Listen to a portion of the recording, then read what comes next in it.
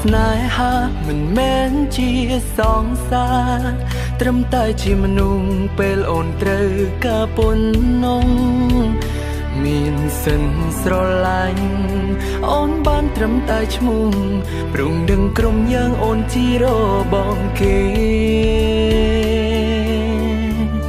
បងដឹងខ្លួនឯងច្បាស់ថាបងជាអ្នកណាដឹងថាស្នេហាគឺមិនអាចបងខំក្រុមពេលឃើញគេធ្វើឲ្យអូនយំ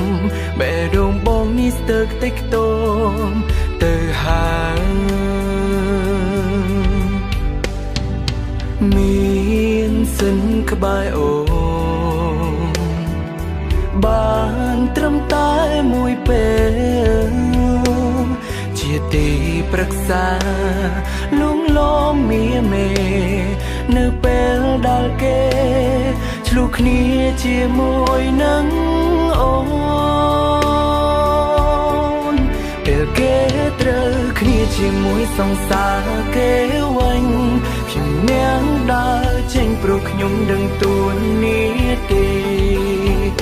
ថាខ្លួនមានសិទ្ធជាអ្វីមើលថែពេលគេឆ្លុះគ្នាពេលគេត្រូវគ្នាក៏អសិនពេលគេត្រូវគ្នាជាមួយសង្សារគេវិញគេមិនបានដេញតែខ្ញុំមិនចង់នៅស្និទ្ធព្រោះខ្ញុំក៏ក្រែងចិត្តមិនចង់ឲ្យគេគិតថាខ្ញុំជាឆ្អឹងតូចតឹងក៏គេឡើយ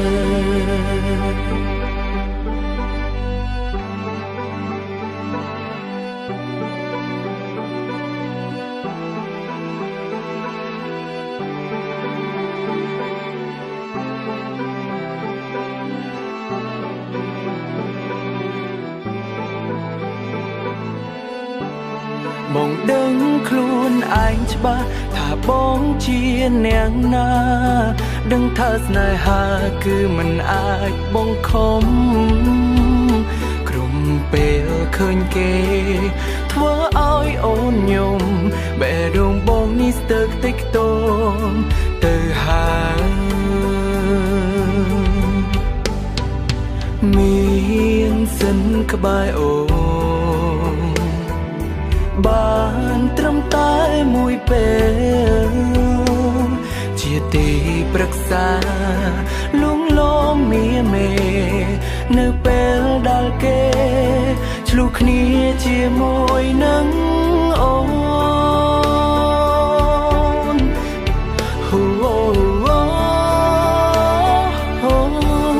ពេលគេត្រូវគ្នាជាមួយសង្សារគេវិញខ្ញុំនាងដើរចេញព្រោះខ្ញុំដឹងទួលនេះទេថាខ្លួនមានសិទ្ធជាអ្វីមើលថែពេលគេឆ្លុះគ្នាពេលគេត្រូវគ្នាក៏អសិនពេលគេត្រូវគ្នាជាមួយសង្សារគេវិញគេមិនបានដេញតែខ្ញុំមិនចង់នៅស្និទ្ធព្រោះខ្ញុំក៏ក្រែងចិត្តមិនចង់ឲ្យគេគិតថាខ្ញុំជាឆ្អឹងតូចតឹងក៏គេឡើយព្រោះខ្ញុំក៏ក្រែងចិត្តមិនចង់ឲ្យគេគិតថាខ្ញុំជាឆ្អឹងតូចតឹងក៏គេឡើយ